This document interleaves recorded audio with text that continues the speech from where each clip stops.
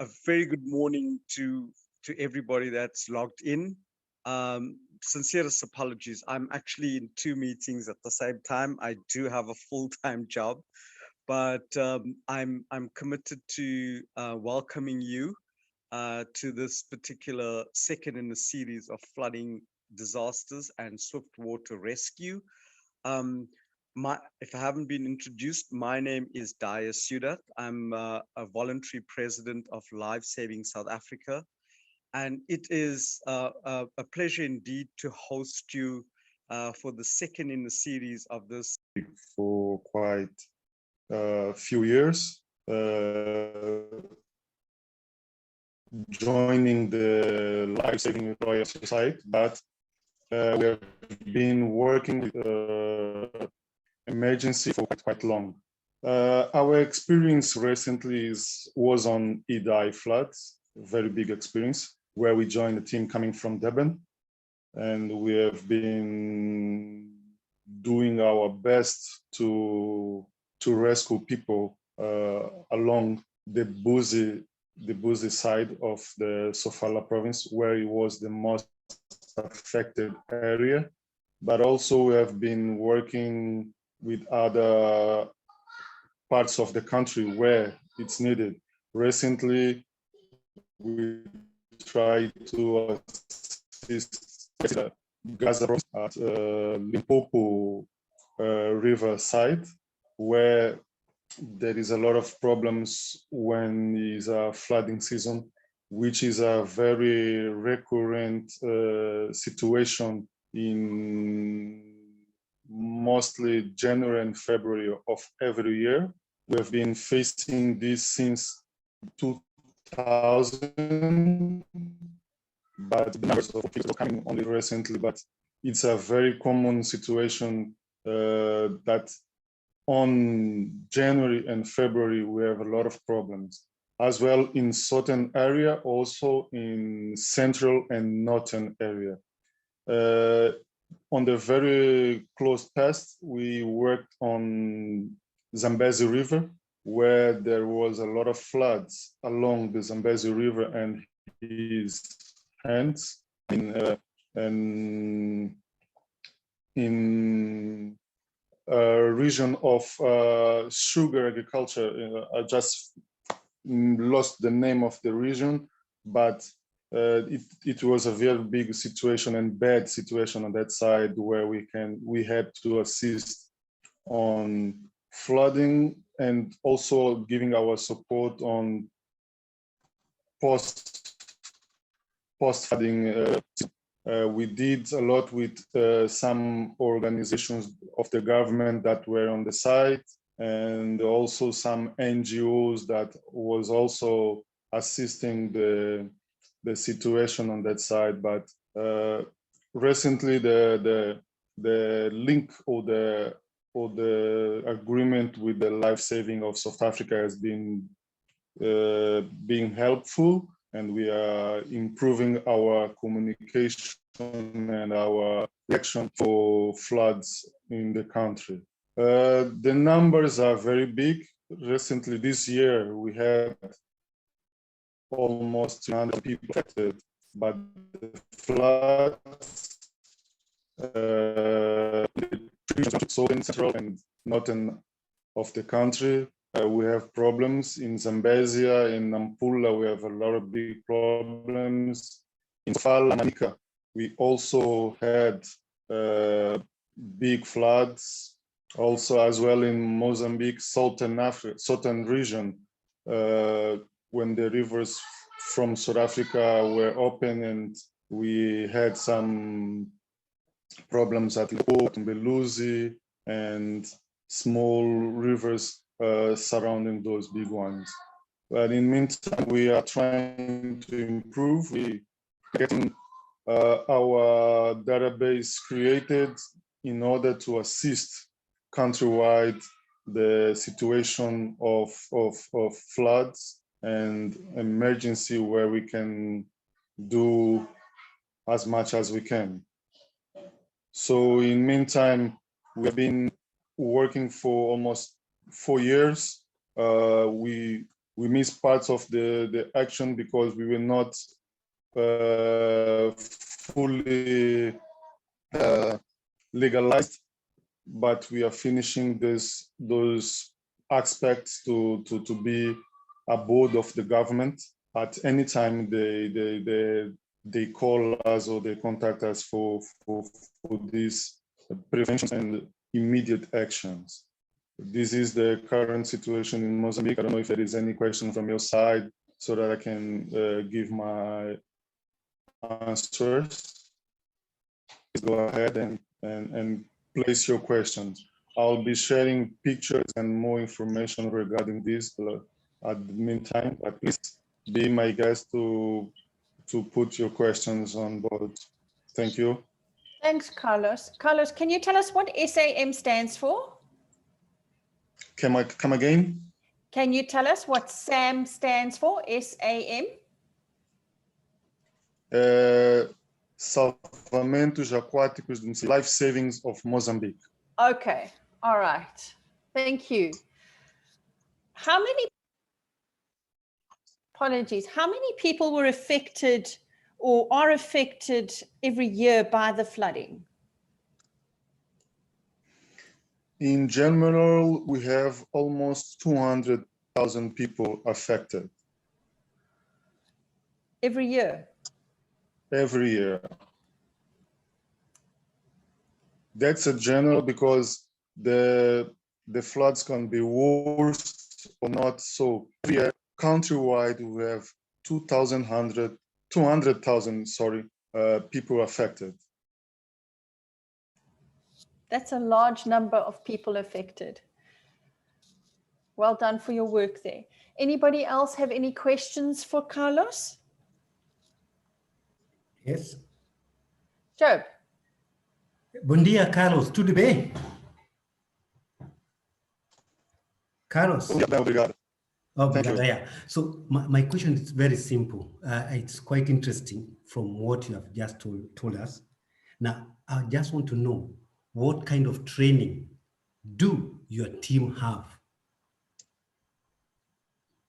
to mitigate this flooding? Okay. Okay. Especially me as operation coordinator, I have deep water and water on learning with the local coast guards.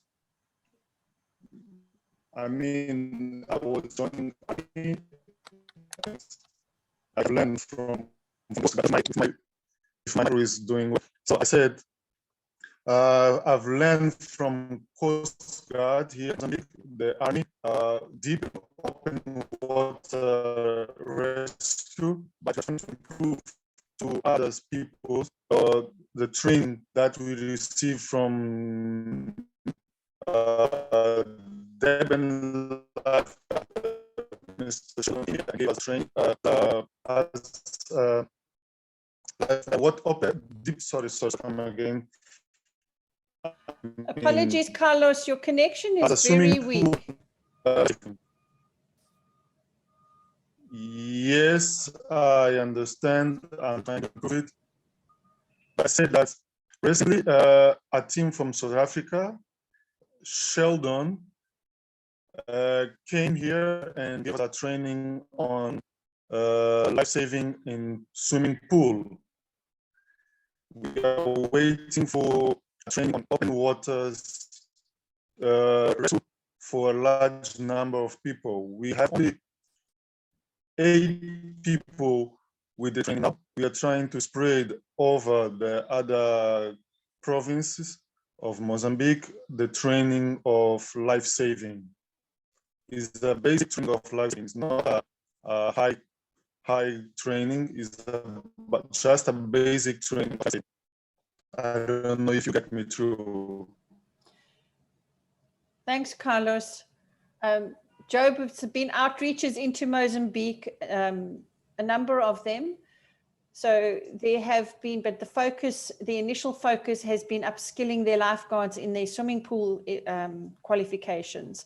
So we'll continue with that outreach into Mozambique going forward. Any other questions for Carlos? Last question, Helen. Sure, go ahead, Job. Hello, yeah, back to you, Carlos. Could you tell me what's your coordination level with the government agents? Like, I can give you an example. Whenever disasters happen in Kenya, the first thing we always see the police or the army. If it's a big magnitude like floods, we always see the army taking over, and normally intervention of the civilian lifeguard, it's like sideline. Not necessarily the army have the best training, but I've always seen that it is the army coming and the Red Cross coming in just to collect the bodies. So when we go in, it's like it's already taken. So I don't know what's your coordination level. Thank you. Yes, that's a good question. We are currently having a good coordination with the disasters management team of Mozambique, where every time there is a flood or there is a situation, they call us to be part of the boat and to our ability on what is possible to do. Most of the times we don't have most of the boats, and we join them has human skills to go there and assist them. We currently be part of the disaster management team of Mozambique, INGD, and we participate on the plannings and all the actions when it's rescue time. I hope I've answered you. Thank you, quite well. Thank you, Carlos. I see Jace has got his hand up. Yes. Good morning, Carlos. Good morning to everyone else. Okay, I went down to Mozambique. I'm fine, thank you, Carlos. Okay, I've been down to Mozambique and I worked next to Carlos for Cyclone Idai. And I think Carlos is actually downplaying actually what happens there. 200,000 people affected is actually an understatement. It's 200,000 people that are directly affected. It's millions that are indirectly affected because once a cyclone goes through, millions of people are stranded, have no food, no water, and this goes on for months. And I think the world and South Africa needs to step in because cyclones are not going to go away in the Mozambican area. And we need to get down there and assist, rather being reactive, be proactive. If we can get volunteers down there to the hotspots that we know the cyclone's going to hit, we can save many thousands of lives. I'd like to see a bigger partnership with South Africa, Mozambique, and all its neighbors to assist there. Thank you. Thank you, Jace. Sally?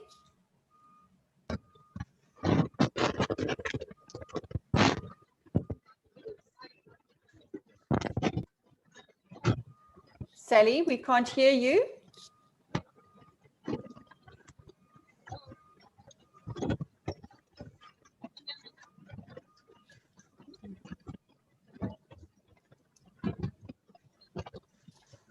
Sally, I'm sorry, but we can't hear you.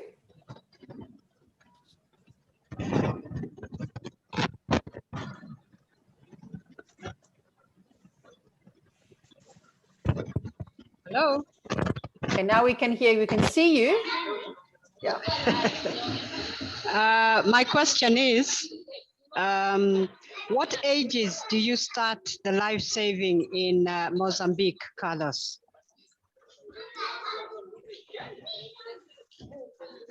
Thank you. Unfortunately, we don't have as a standard because we have the training of life saving. We are now improving on the swimming pools. Especially myself, I've done 2 trainings in swimming pools for the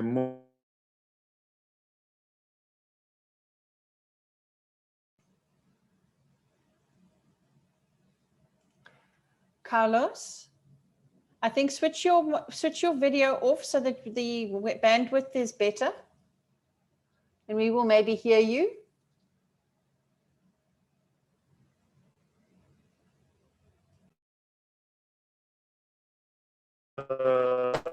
working on whoever is available, whoever we think is a potential lifesaver. Sally, going back to you. Hello, Sally. Okay, Carlos, we didn't hear your first part of your comment. Okay, So I said if you maybe switch your video off, we got connectivity issues. Okay. And can we just hear you? Might help. Okay. I'm switching the video off. It's off now. I hope you can hear me. Yes, we can hear you. Thank you. Yes, I was saying that in meantime, we don't have an age, a standard age for life saving. We are recruiting whoever is a potential asset for this activity. But we also started giving trainings of life saving on the swimming schools. So whoever gets interested will join us and be trained on life saving. Current moment in the swimming schools, we have trained 15 swimmers. They are regular swimmers. They're not going only for life saving. They are regular swimmers and monitors. We have trained them on life saving in order to assist on the pool where they swim, whatever is the situation, or on their home environment if there is anything comes on.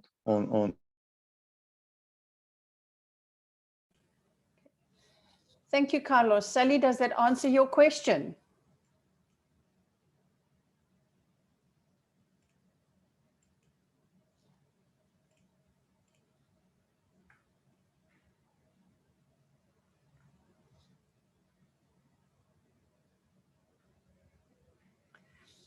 Thank you. Carlos, thank you very, very much. Any other questions for Carlos? And if not, then thank you very much for sharing your efforts in Mozambique, and we wish you all the best. We will be working with you as we go through the seasons.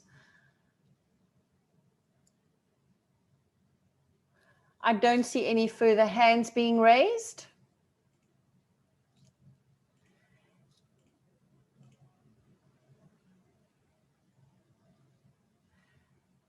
Thank you. Sorry, I see one from admin. If you can identify who you are first.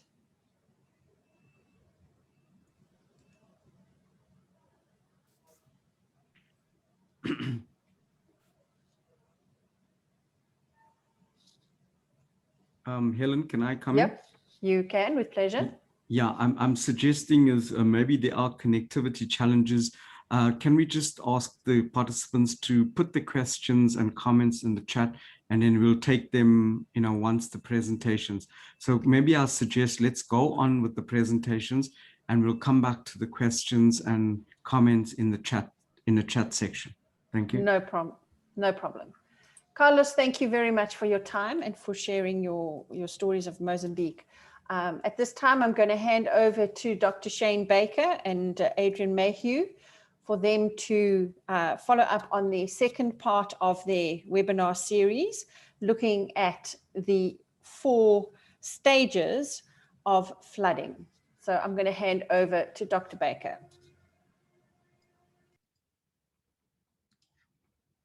Thank you very much, Helen. Thanks, Carlos. I think you did set some scenery there in terms of some of the challenges that you face in your country.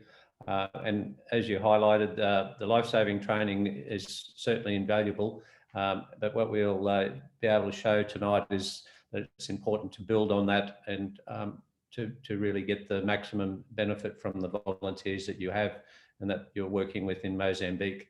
I might ask Adrian, I'm doing a dia tonight because we've got our Aussie Surf Lifesaving Championships on here for the first time under the COVID challenge, and we've got an officials meeting later on. So once I finish my session, Adrian will continue on. So I might get Adrian to actually share his screen for the PowerPoint, and if that's all right, we'll go from there, Helen.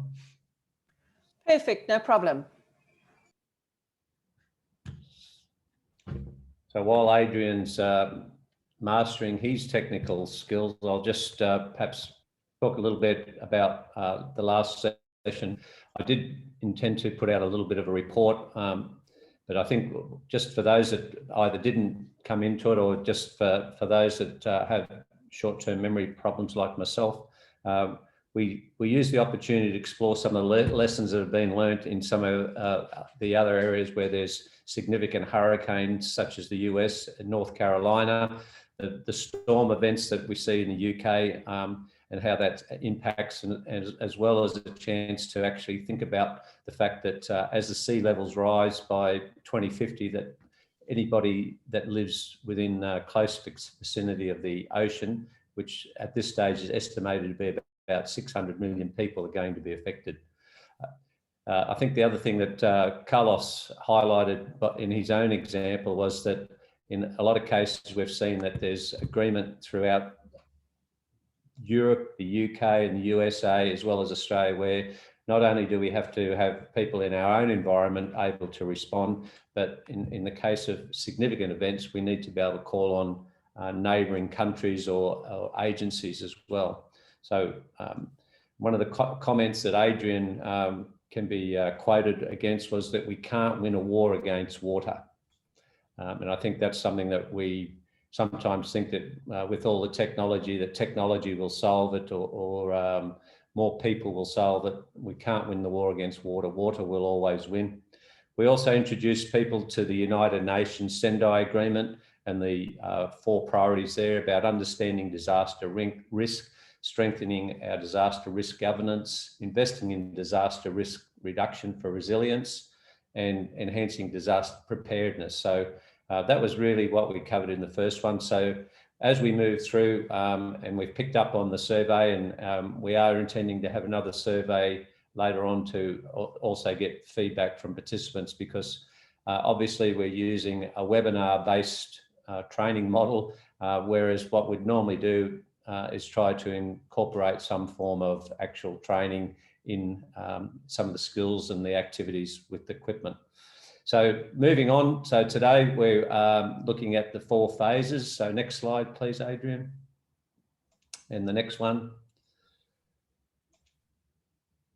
We're talking about the 4 phases of floods. So next slide, please. So in terms of flooding, regardless of which country we're in or where we are, back please, Adrian, your auto cue's running rampant. Sorry. How's that? One more. Back one more. Good. That's it. Thank you. Sorry. Thank you, mate. So some of the things that we know about the characteristics of flooding is that by their very nature, they are multi-agency events. And Carlos also mentioned, and we also heard in the first one from the speaker from Cape Town, that it's about bringing together those government agencies, such as the police, the fire, the ambulance, the volunteer teams, sometimes in some situations, a resource that's being overlooked. And I guess that's essentially why we're here, to try and improve and highlight the opportunities that could be there. The other one is the infrastructure in terms of our services. In some cases, maybe some of those things are poor as well, but the dangers and the fact that we are going to be affected through our electrical connections, our gas, our water supplies, which is also in some cases a local government issue. And then as we've seen in our own situation just recently here in Australia, having the military to assist in some of the phases. Next slide, please.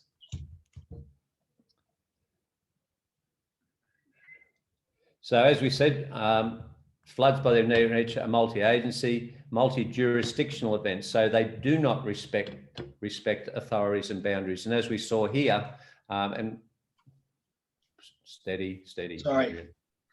Oversensitive. Got a hair trigger there. in terms of our mapping with South Africa itself. As we see, the water does not worry about states or provinces or jurisdictions. It has no respect whatsoever. Next slide, please. And again, one more, that's it. Yeah, the other thing that gets highlighted quite a lot is the fact that, and sometimes bounding into water that we have no idea what it contains means that we are actually putting our volunteers as well as our people into a hazardous material environment, and that in itself has an impact and flow-on effect with our public health systems. Thanks, Adrian. Next one.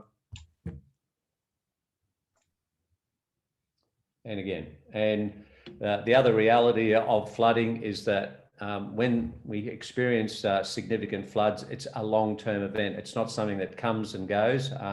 Yes, we have situations where you can have some swift water in a particular area. We know that people caught out in camping areas can be in trouble, but essentially a major flood event is something that's going to exhaust your emergency personnel, your community members, and it has an impact emotionally, mentally, and physically. And that's why it's definitely got to be a multi-agency event.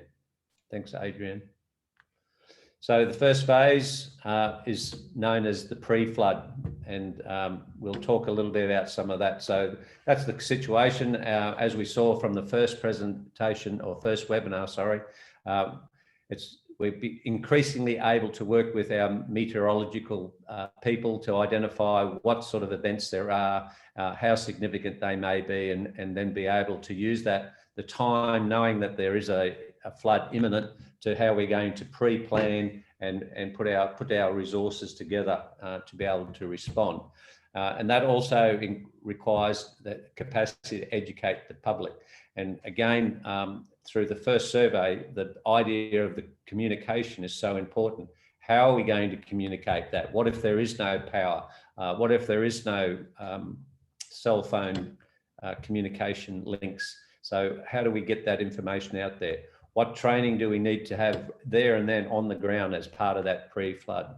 So one of the key messages here is just Adrian's just highlighted that evacuation is better than rescue. And for those that have the life-saving background, of course, that equates to a similar notion that prevention is also better than rescue. Because if we have to launch a rescue situation, we know we are putting our volunteers or our first responders at high risk.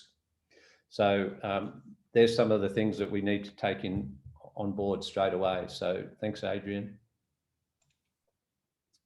So the second phase is, we know the water's coming, the water has arrived, and that is known as the flash flooding phase, because what we're going to see is that we've got saturation of the ground cover, the waterways are full, and it's starting to affect the actual property in and around where the water is flowing. Generally, the water is going to have a fairly high flow rate or high speed, and the sort of rescues that we're going to experience is going to require significant training capacity, good resources, reliable equipment, and the capacity to put people at significant risk. Thanks, Adrian. Now you can jump to the next one. So the other thing that we know, and even in our recent, the deaths that we had in our recent flooding here, the deaths that had occurred were all associated with vehicles being caught up in floodwater.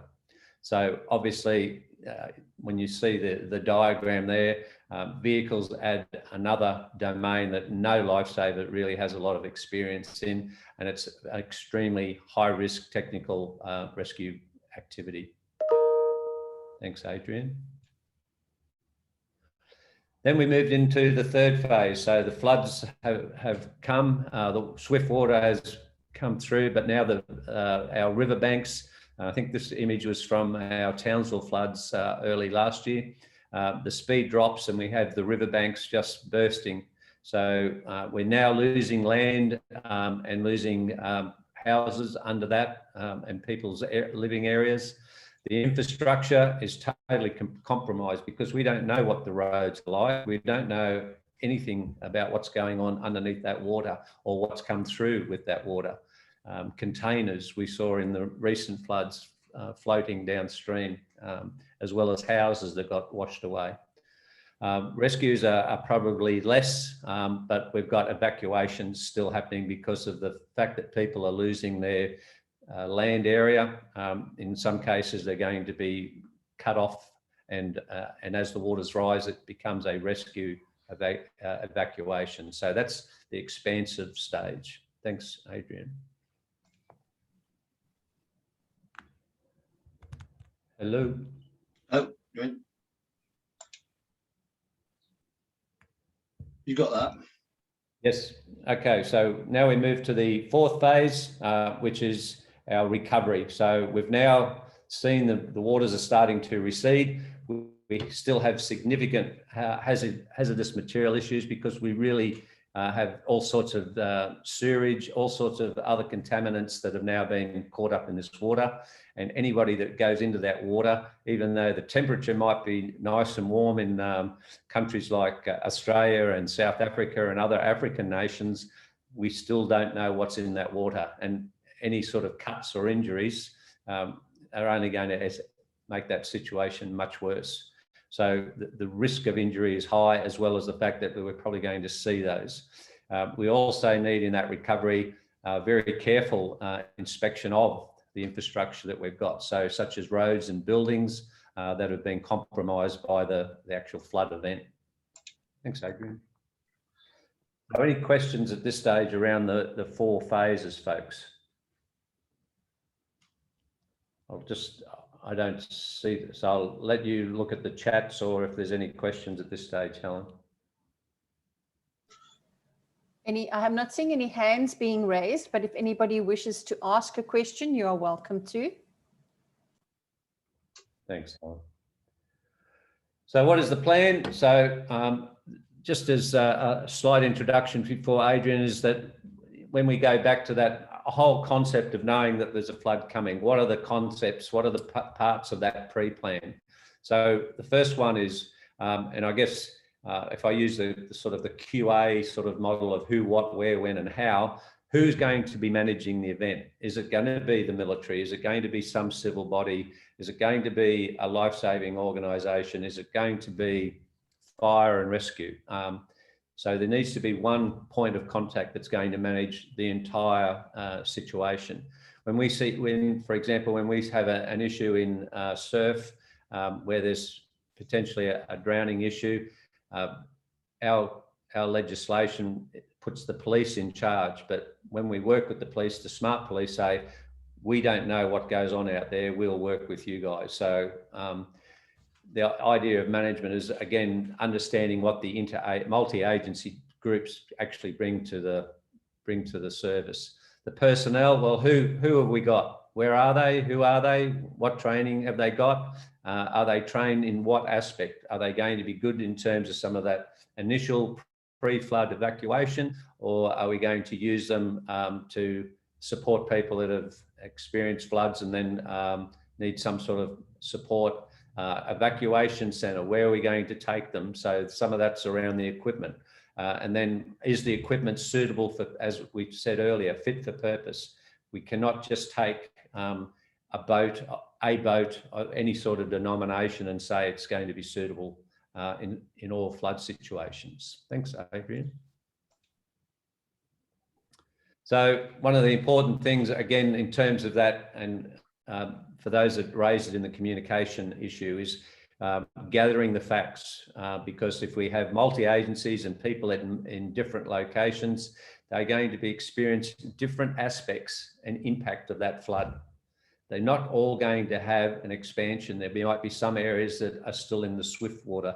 So the situation needs to be based on what are the facts. The probabilities is knowing that terrain. So what we've seen since some of our significant flood events is actually understanding what actually the water does when it does flow, because we can't win it, we can't beat it. We just need to know what it might do so that we can prepare. And that comes down to knowing your own situation. So if we are in charge of the event, we also need to recognise there are local people who have local knowledge, and how do we maximize and gain their insights. So then that will help and influence what decisions are made and what's going to actually help get the best outcome for the people experiencing the flooding. And obviously all of that adds up to putting in place a plan of operation. Thanks, Adrian. Come through. So, yeah. Yes, mate. So in terms of the basic stages of the incident, so that's central management, control, coordination, and communication. And remember, a mobile phone, that as we have it, or a cell phone, is in some cases going to be inoperable if the flood event actually destroys that communication tower. And so what are the communication tools that are going to be used? What sort of radio frequency? Who has the radios? So that way we can identify what the locations are, what the issues are, what access we've got to those locations. And I remember talking to Sheldon just after the Mozambique experience in 2019. And one of the things they learned very quickly is they tried to mobilise and come to assist, that they found through their own application getting access to the point that they could actually help was cut off. So they basically had to turn around. So there's some of the things. And then obviously, how do we stabilise the situation? What's going to actually help minimise and prevent any further damage? And how can we facilitate that transportation of people away from the actual flood environment? Thanks, Adrian. So don't expect anyone to memorise any of these things at this stage, but just to provide a little bit of an overview, the site-specific considerations, and this is what we found post a decade ago. We had a significant flood event in my location, and it was deemed a 100-year flood. Post that, there was a lot of analysis done around all the locations, and they used the sort of technology we saw introduced in the first webinar, but things change. So for example, railway lines where we have rural railway lines where the railway track is actually raised above the floodplain. As soon as you do that, you're actually changing the flow of the water. So even though there's rivers and there's rainfall forecasts, until you talk to the farmers who actually know where the water's going, you really don't understand that location. So the maps and those plans can actually help, but you need to have site-specific information. So linked to that is obviously the specialised training, because the training can be actually linked to the sort of water flow and experiences that either have happened previously or are likely to happen. We've mentioned communications a couple of times, and Adrian will expand a little bit more on that in his session. We talked about the plan. The idea of mutual aid is so important. And as we've seen with Mozambique, the ability to work with neighbouring countries would probably be a significant strategy, particularly if you can get some standardisation around all of those things that Adrian will be talking about shortly.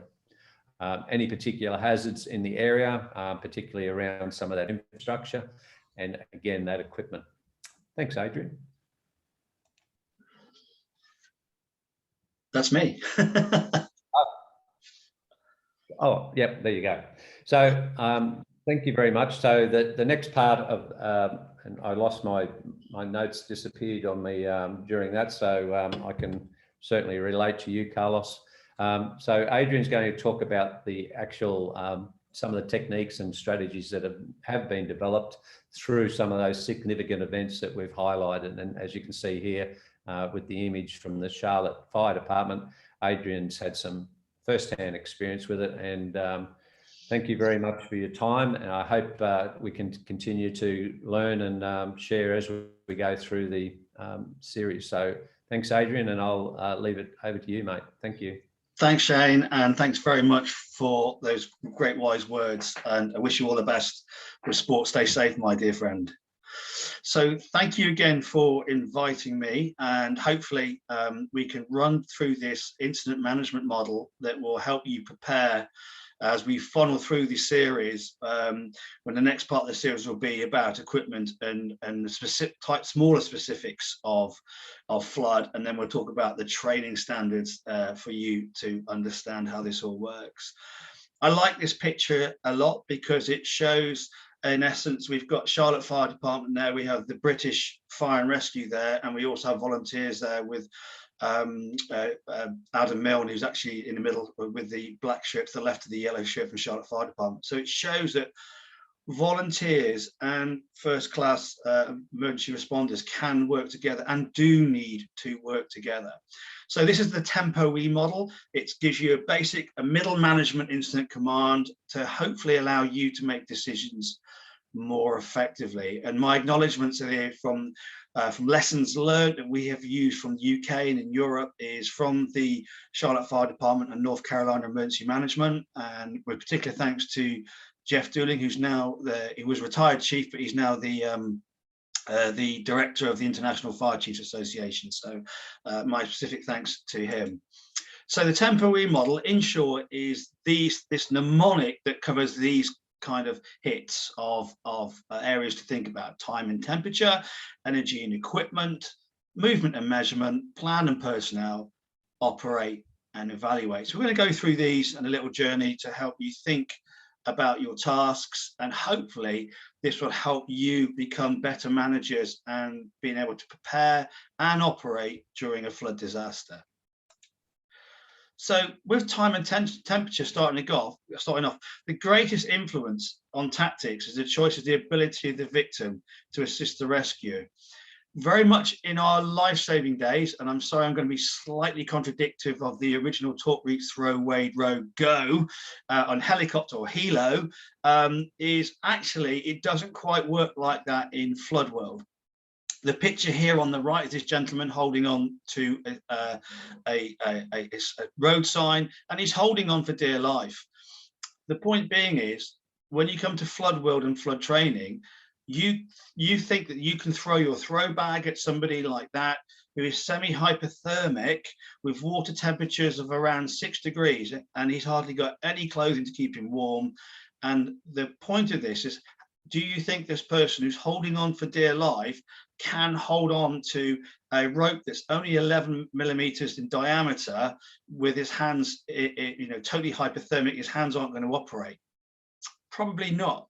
So what we've got to try and do is work out with these people is what kind of tactic do they need. And I will come to that much more later, but certainly we have to understand that it's almost we as responders and we as incident managers have to work out what those tactics will be on the ground. The two main factors really from this, for victim ability to assist us, is what is our resource, our personnel's capability. Are they persons that have been in a pool, and that's where it starts in our life-saving world, so it's not to dismiss that, but actually the personal capability in the flood environment.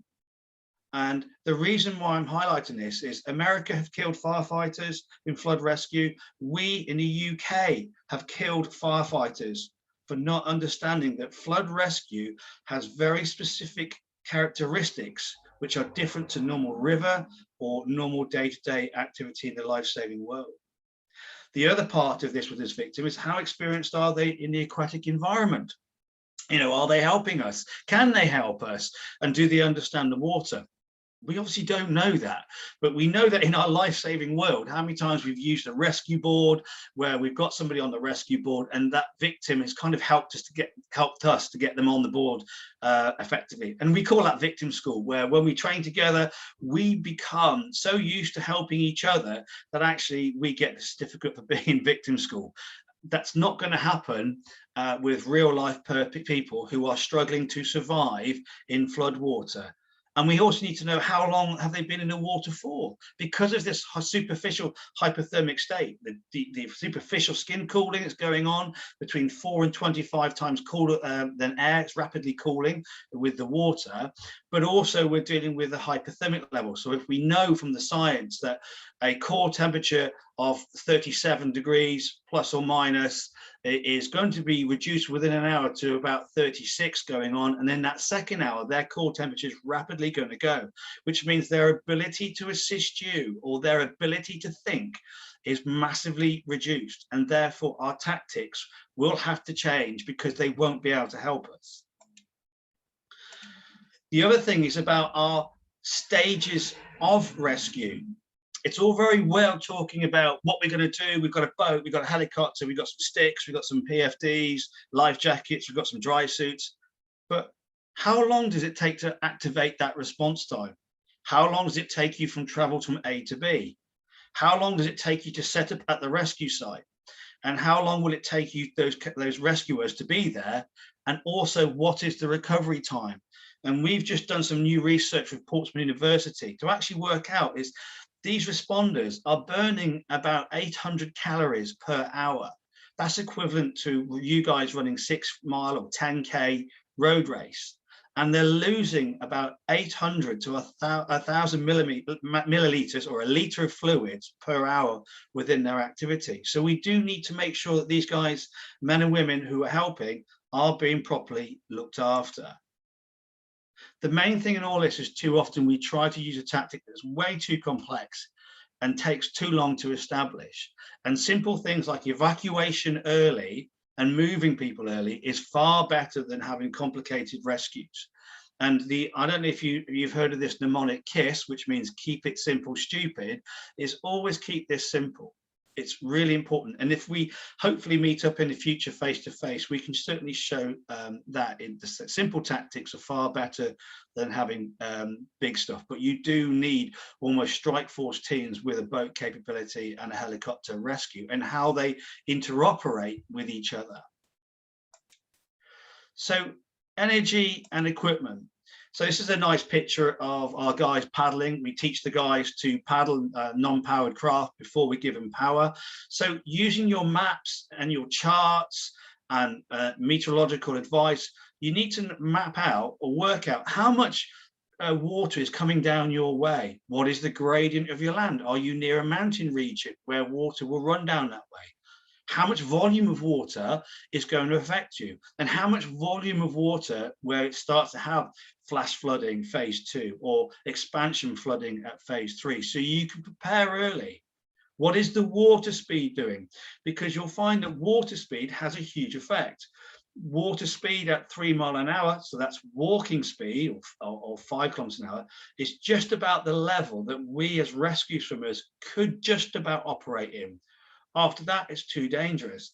And at 16 kilometers an hour, it almost becomes too dangerous for boats. So we do need to be aware of the speed and the volume of the gradient. And that's where middle managers would have to work out about how much rain is coming, what is that going to do over the next hour, 2 hours, and 3 hours. And remember that there's a slight delay in rainfall and rainfall data. Then all of a sudden you get this woof kind of thing where every part of the waterways and utilities and everything that starts to come together, and you have this huge, massive rising speed of data where water is now coming in so quickly that you almost can't keep up. Remember, when you're dealing with tactics and when dealing with management, your tactics and equipment must not exist and not go further than the dynamic conditions or the existing dynamic conditions that you face. So so my responders have gone out, and I've been in charge of 12 major disasters across Europe. The big thing is you want your operators to turn around and recognize that this is not a swim rescue or a wading rescue. This could be a boat, or better still, if it's so dangerous that they turn around to you and say, actually, we do need a helicopter for a winch, because we don't want our operators to be put at risk. So moving on to the movement and measurement, and you can see on the right of the picture where we actually train at one of the white water parks as well to really practice, and we can control the water there to the speeds to push them and push them and push them to speed them up and make their decisions a little bit tighter. So when we are working on our rescue sites and so on and so forth, if the water's channeling through a town, whatever, we need to have upstream spotters. We do need that because we need to make sure that we can see any debris that's coming down, and some debris may not be on the surface. An example would be that we might have to have those upstream spotters, and we work in pairs with this, might have to walk if we can, and that's down based on land and topography and how far we can move forward. But if we are 400 meters above the rescue site and the debris is moving down at 16 kilometers an hour or 10-mile-an-hour speed, that's going to impact the rescue site within 90 seconds. So having two people upstream being able to radio or whistle of hazards means if we're at the rescue site, send a rescue swimmer in or a boat in, they're not going to get impacted by debris that A, could kill them, or B, puncture a boat, things like that. Once we've got the upstream sorted, we've got to think about downstream and what's our backup plan. Quite often with our managers, they get so specific on the rescue site, they forget that what happens if it goes wrong? What if the ropes go wrong? What if the ropes breaks? What if the engine failure breaks? What is there to back that team up? Because it goes wrong very, very quick. And having a manager, a rescue site spotter to look at all these things who are not directly involved at the rescue site is important. And finally, which Shayne has been talking about, is the communication links. How are we communicating? What hand signals are we using? Are we using whistle signals, or are we using radio comms? What type of radio comms? And do they work in the area that we intend to be playing in? So allow us to determine this as where is the water coming from and carrying? Where's it going? And what's it actually doing at the rescue site? Some of the questions you need to ask. So plan and personnel. So by now we should have an idea of our victim capability, understand the dynamics of the environment, know available equipment, and have established a safe system of work. And that will be more, that final point will come to light more at the end of our 4-week, our 4-session seminar, because we're building this into a funnel from very strategic to middle ground, which is this, and we'll lower it down to the final phase where we talk about the training standards and how it keeps people safe. We know it keeps people safe because, as I said at the start of this, we have killed people by thinking we knew what we were doing, and we've had to reevaluate. We can now action plan based on capability and existing personnel. So knowing that our personnel are trained, knowing what capability they have, whether it's wading, whether it's a swim rescue system, or whether it's a boat or a helicopter, if we understand that and we know their training standards, we can make decisions.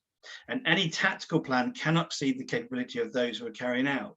So that point there means if you are not qualified as a rescue swimmer, or you're not qualified as a rescue boat operator, then and you want to help, you shouldn't be involved. You know, it's a bit like saying you're a 16-year-old that is now being given the keys to the car and has never had any training in the car whatsoever. What is the probability of success in that? Probably quite low. And it's the same reason that with any tactical plan, any management plan should be in line with what is our real capability of our personnel. And if it's not any, and if it's very low and we're just doing evacuation, that is brilliant because that is the low hanging fruit. That's where we can do more good. But we don't want to start pushing those systems because they will break, and then all of a sudden we start to lose responders through injury, illness, or sadly death. So when we operate, we do need to talk about talk, reach, throw, wade, go, and they should be all trained. The top level teams are trained in all these and how they work together. I love these pictures because this is us taking the UK out to meet the and Europeans out to America, where we were showing how the boats work, how the engine works, how why we wear dry suits, because flood water is contaminant. And if you start wearing wetsuits, we found out in America during Hurricane Katrina that when the Coast Guard was all brought in to help out, in fact, they lost 68% of their Coast Guard winchmen and women in 4 days because the contaminated water had got into their wetsuit. They weren't keeping clean. And so they ended up being contaminated on their skin and had injuries. So we actually lost them, and we lost the ability to rescue because we didn't look after our responders. But don't forget that when we are operating any of these, we must constantly evaluate the tactic. Is it right? Do we feel like we're pushing too much? Are we operating better? Or do we pull back and try and find another way, like asking for a helicopter? Rescuers need to be as dynamic to the situation they are faced also. So it's not just about management, it's about the rescuers understanding what they are dealing with. And if it's too hard, then we pull back. And if it's too good, then we can operate great. However, the last slide is wrong. And I'm going to ask you this is in your own minds. Why have I just talked about for 30 seconds about that importance and say, why is it wrong? Which is based on always we pick how we're going to rescue people. We've learned in our life-saving days and our lifeguarding days that we'll choose this and we choose that. But actually, it's not quite as correct. If we look at it, the survivor has made their choice on how to be rescued. They have picked. They may not be able to help you, and the environment and the conditions are helping them with their choice. As operators and lifesavers and first responders, we have to figure out what they've picked and be capable enough to address that. So an example in our lifeguard world, sometimes they've been whipped out by rip and the surf is relatively okay. We might go for the rescue board because it's quicker than a tube. We have recognized that because the survivor is struggling in the water, the environment, it lends itself to the situation of our choice, and we've worked it out very quickly. But it's important that we need to address those same things, those same tactics as we do in flood world. Risk is risk. You've got to be in charge of it. You know, it either expands or you need to compress it. And this goes back to the slide that Shayne talked about in dealing with it. You have management, people, personnel, training, equipment. That is your risk box. If your management isn't understanding about flood disaster, it will be weak and that side will fall and the risk box grows. If it's good, then that becomes a very strong function. If your training is good and you have proper flood rescue training, that side starts to be strong too. But if your training isn't good and you don't understand flood rescue training and its specific skills, then that starts to have a risk box expanding. Your people need to understand how they can operate in their training. And by understanding that, those people understanding the capabilities of themselves and then getting used to and mastering equipment, we can compress that risk very, very quickly and keep on top of it and rescue many people. But if any of those areas are weak, your risk box starts to expand and you start to lose one of those sides. So part of your briefing, you may be aware of this, is what we call a SMEAC, which is a nice mnemonic that helps you. Situation, what has occurred? What is doing what? Who is doing what, sorry? How long has it been going on for? And our mission, what are we going to do?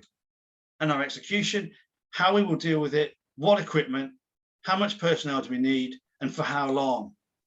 And the administration is what gear? When resupply and release is going to happen? What medical plan have we got? One of the things with medical plans is operators will get ill. Operators will have injuries. So when we go in, you should have almost a medical team behind that to make sure that your responders stay in the fight, to keep going for longer and fully rested with water and food so they can keep going and doing the stuff that you're asking to do. If you don't look after your responders, then they will collapse at some point. Command and communication, and Shayne and I have highlighted this such a huge amount. Where will the command post be? What communication, and who is ultimately in charge of those sectors or areas or overall? So some important information for you to consider when you're looking at this. So in this, I just want you to remind you this, because as much as life-saving to me is as important, flood rescue standards and flood rescue training and PPE and management are specific to flood, which is slightly different to what we do on the beaches. They have commonalities and competencies, most definitely, especially with our swim rescue and things like that.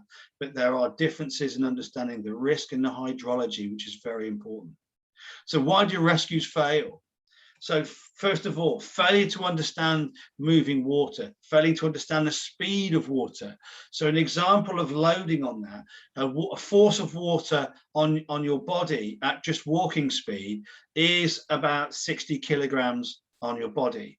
If I move that to 6 miles an hour or 10 kilometers an hour, I double that force. And if I go to double that speed again from 6 miles an hour to 12 miles an hour, You know, you're talking now of effectively 18 kilometers of water speed. I'm actually putting 2,400 kilogram load per second on you or that equipment. So we need to understand what moving water does. We also need additional understanding of medical considerations brought on by cold water or fast water. Cold water has a cooling effect between 4 and 25 times than that of air.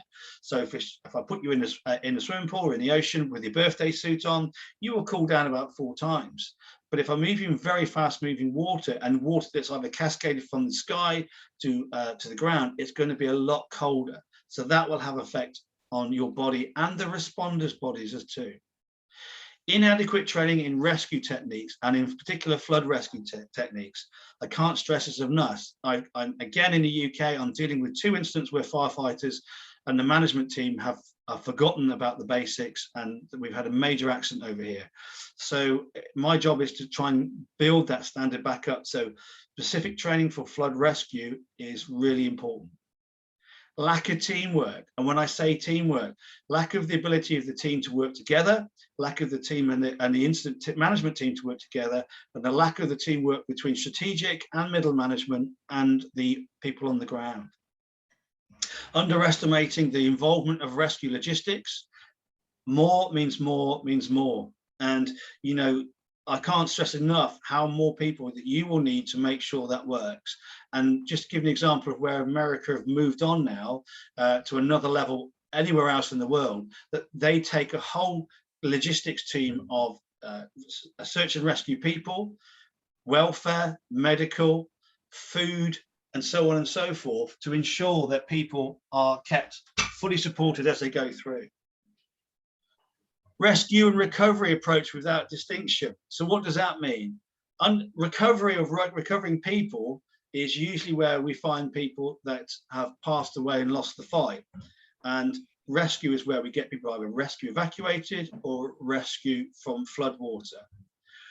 We know that surviving is of water is very poor, and we know that around 90 minutes is about as long as we would operate for to ensure that people are safe. So we need to understand that a little bit more with our training. And the final part is equipment not mastered. You as technicians would need to be able to operate things like wading poles in flood water, throw bags in flood water, boat operation in flood water, and how you operate under helicopters. So all that equipment needs to be mastered in a flood environment. So that's my quick presentation. I hope that's okay. Are there any questions? I'm coming out and handing back to you, Mizzy. Okay, Helen. Helen, sorry. Not a problem. I see 2 questions, and I'm not, well, a few questions, but on the chat group, which I will cover first. I just don't know if the first one was for you or for Carlos, so I'm just going to go back to the first one. Keith, you raised a question. In the event of an imminent storm approaching, who is the main reactionary role player besides your team? And I think this was probably a question to Carlos. Is this correct?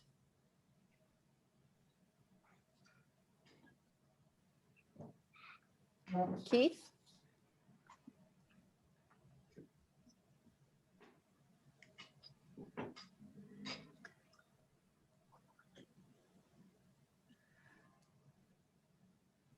Unfortunately, Carlos can't answer that question. Helen, I might be able to answer that for you if that helps. Yeah, that would be great. Thanks. Yeah, so really under statutory systems in the country, it's generally the police have the overall arching statutory authority, along with what we call the local council emergency planning officers. So those organisations or 2 departments would work together to plan and coordinate. So they would be the starting point. But also in that should be a meteorological person as well. Somewhere we've got can share the data to help making decisions. I'm only going to finish about 1 o'clock because I've got another meeting at 2.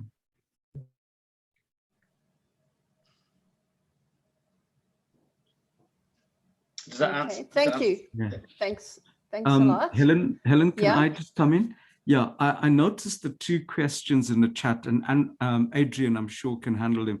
They're all around pre-planning the risk mitigation before the event. So Adrian, maybe you want to take the second question as well, by Job, around advice on pre-planned stage, where the challenges is the, I think it meant encroachment of wetlands and riparian land, given that we use management by crisis rather than pre-planning. So I think both the questions are dealing with the proactive approach. Yeah, definitely. Yeah. So let's do this. So the pre-planning stage is when phase one is learning to coordinate, you know, speaking and connecting to people from police, emergency planners and counsellors to say, what's our historical data? Where does this get flood and how big is our flood? Little quote here is start planning bigger, because we know that climate change is going to have a, you know, whatever you're thinking big, it's not enough. So I'm going to say that now. Over the next 30 years, whatever you're planning now, whatever you had in the next 30 years, it will get bigger. So the next thing is coordinating with those and using the data between the meteorological people, the people in charge of the land, and the managers, emergency planners and police to say, how does this look like? How do we talk together? One of the things I do in the UK, I know on first name terms, the National Police Officer, the National Fire Service Officer, and the government minister in charge. I can pick up the phone to any of those and I can say, hey, Jeff, how you doing? That's the level of communication, and you want to do that early before the flooding. Have these meetings before and share this data and coordinate. This will help in your pre-plan to start going, where are our hotspots, where hits first, where hits second, and so on and so forth, and how many people are in those areas, and what are the problems around those areas. So having early conversations and getting used to meeting people is very, very important. Now, as for lifeguards adequately trained to handle flooding, I'm going to say in two parts. Your basic lifeguarding and life-saving is a very strong foundation to start flood rescue. However, there are specific skill sets which we'll talk about on our fourth webinar about training standards. And just to give you an idea what our lifeguards do over here, they still have to do lifeguard quals, but there are 5 levels. 1 was awareness, 2 is about wading, 3 is about technical rescue swim and low angle rope systems, 4 is rescue boat operations for floodwater, and 5 is the incident manager for the team. So yes, there's a strong foundation, but there are specific skill sets that you need to build on in order to make you safe. Hopefully I've answered that. Thank you. Job, did he answer your question? Yes, especially the last one. The pre-planning remains a challenge in the sense that perhaps Adrian will talk from the kind of government he comes from, or maybe South Africa, where we have city council, they follow the law. But if you come to our situation, which I can also share with Uganda when I was there last week, is that you can see it's built on riparian. The problem will come. I can give an example. We had I was called for a meeting, pre-planning meeting, about the ferry in Kenya. And my answer was, we are never going to have any solution for ferry accident, not unless we build a bridge. And I can assure you, 10, 20 years later, my pre-plan is now being implemented. They have seen, wow, the only solution is to have the bridge, and now they're having a floating bridge. When it comes to flooding, it's beyond our control, because the whole city council, they are the people who grab the riparian land. We like it or not, they have blocked the way. It will happen. So I'm caught. What can you advise? What can you plan? Yeah. So we went through the same problem in the UK. You know, when we given the history in 1996, we killed a firefighter, which led to Her Majesty's Inspectorate giving us a massive slap in the face to get it sorted and not to do it again. And sadly, we have. But in order to change that and to change people's opinions, we went back to our colleagues in America to help share that. And my offer is here to the same to your country, that if you can get me in front of somebody, I'm happy to come out. You're not alone. You're not the only country that suffers the same problem, but this problem is not going to go away. In fact, it's going to get bigger and it's going to impact more on people.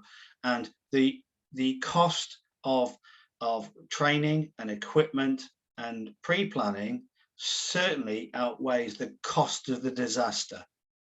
So when you're talking about, say, I don't know what it is in your money, but let's just say, you know, say $100,000, I'm talking off cuff, for a huge amount of teams in South Africa to be trained with all the equipment and all the stuff, blah, blah, blah, is a lot of money to have multiple teams and multiple training to be set up for the rest of your life.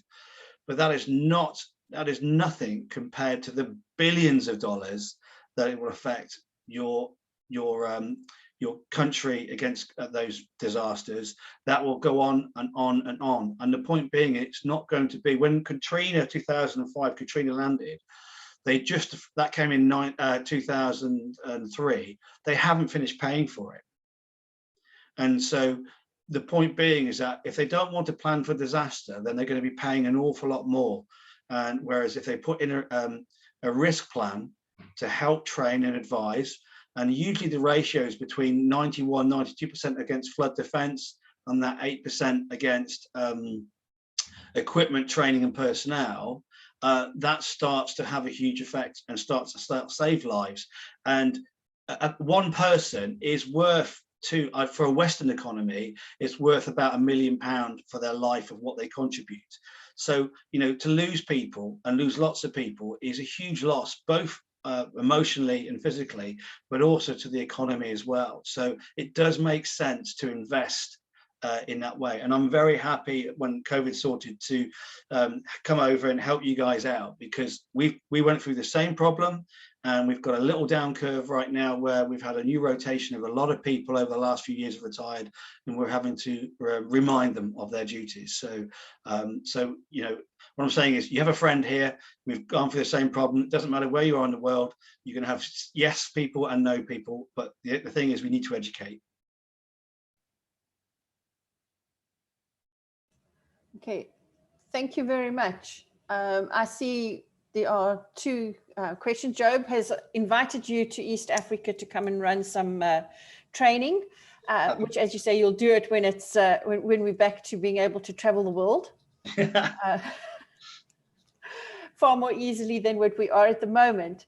There is a question, and I think you basically touched on it as well. I don't know if you picked it up in the chat, on the risk mitigation, financial resources as a risk, and if so, how do you deal with it or address it, especially for the maintenance of instruments? Yeah, so it's a good question, some really good questions. I must thank the audience for some very good questions. So risk mitigation, yes, definitely. Like I said before, 90% in flood defense and about 10% for flood rescue. You do, but if you've only got a small amount of money investment, there is so much you can do with that small amount of money. Just to give you an idea, evacuation before is so good, and you know, basic training skills means we can do the low-hanging fruit so much better and improved if we've got good management, and create huge amount of difference. So don't underestimate the knocking on the door and wading poles and getting your feet wet kind of work. That has huge amount of stuff. I would also recommend a couple of strike force teams to start the ball rolling. So a small investment of money and equipment and training would start to build that capability and ongoing development. And we've done it in Australia. You know, I've been out to Australia now 3 times, once every year for the last 3 years, to build that capacity up for Australia. And then you kind of let them get on with it. And so a small amount of investment, that small boulder, that small stone rolling down the hill starts to get bigger and bigger. So, but the hard thing is to start that rolling. And so, yes, we can talk about big numbers, but actually to get the ball rolling, a small amount of investment really makes a huge bit of difference to saving lives. And the low-hanging fruit side is where we want to be aiming right now, getting people evacuated and getting people trained, both voluntary and professional, to be pushed in early, to be supported and move people out of the way. Bad place to good place. Okay, thank you, Adrian. Any further questions?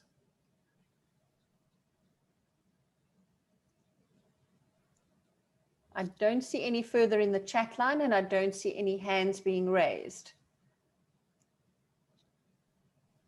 I will then hand over to Daya just to do the thank yous and close off, because I see it is a minute or so before we are due to close the webinar.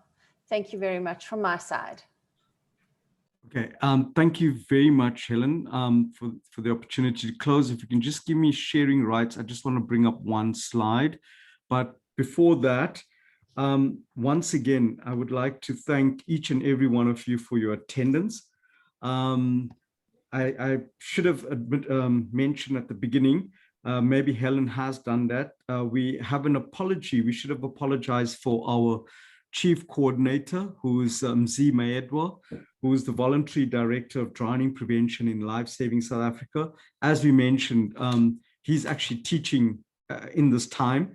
And it's sad that our day job comes in the way of the things that we're passionate about, which is life-saving, but he had to be committed to that.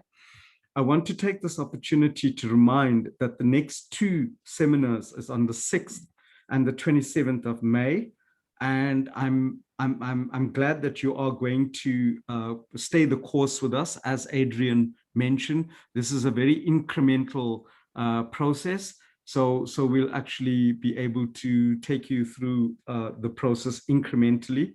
I was thinking about why we also have a good attendance, and I've just realized we did not mention when you're actually going to do the spot test or the spot examination, and we'll keep that a secret. Adrian has been giving you a lot of acronyms and mnemonics, and I think he has planned a spot test and an exam, but I'm sure you will all pass. So Carlos has reminded us about the flooding seasons, and the reality is climate change is going to be with us, and it's on the increase. So the idea is to build resilient communities. Today we saw our resilience was tested quite a bit. We saw that that the whole idea of getting the knowledge and the skills, even if it's very theoretical, is to build that resilience. Secondly, is to ensure that we also engage with the authorities to make sure that we can actually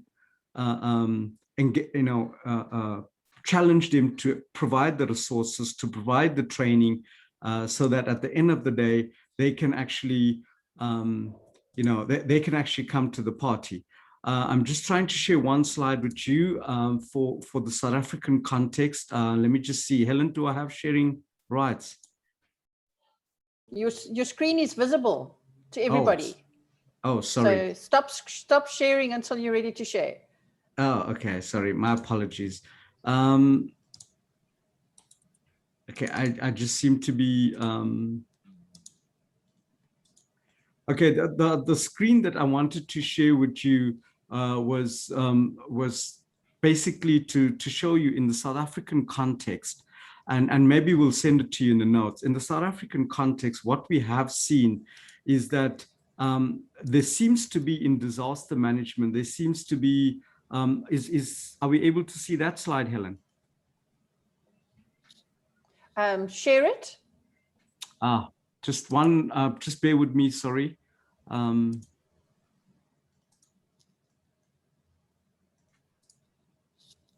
Are we able to see the screen, the slide? I'm not seeing your shared screen. Sorry. Okay. Daya, okay. we've run out of time. I think we need to close. Yes, I will forward the slide to you as part of the note, the presentations. But the whole point, what we have seen in South Africa, is that there's a fair amount of organization and interministerial and advisory groups at national level and probably at provincial level. But the challenge is at the local level. The coordinated disaster management committees is what's missing. And it's probably same in Mozambique, and it's probably same in East Africa and a lot of the developing nations. And I think what the message is in my closing is an audience like this should become the lobby groups and advocacy groups to take on our authorities to ensure that they are better prepared so that we can have the proactive approach rather than the reactive approach. So I'll share that information with you from the conference we presented it last week. But I just want to end by saying thank you very much for your attendance. It's encouraging to know that you're staying the course, and we would look forward to seeing you in the next 2 weeks for the next important topics. And I also want to take this opportunity to thank Carlos, Adrian, and Shayne for the time and the expertise and sharing with us, because at the end of the day, the knowledge and the theory we have now will all go well for the day that we can actually have practical training sessions. On behalf of Lifesaving South Africa, I thank you very much, and we will send you the information and invite you for the next 2 on the 6th of May and 27th of May. I'm done, Helen. Thank you very much. Thank you, everybody. We will be closing the webinar now. We really appreciate your attendance. Have a good day further or evening. Thank you. Bye.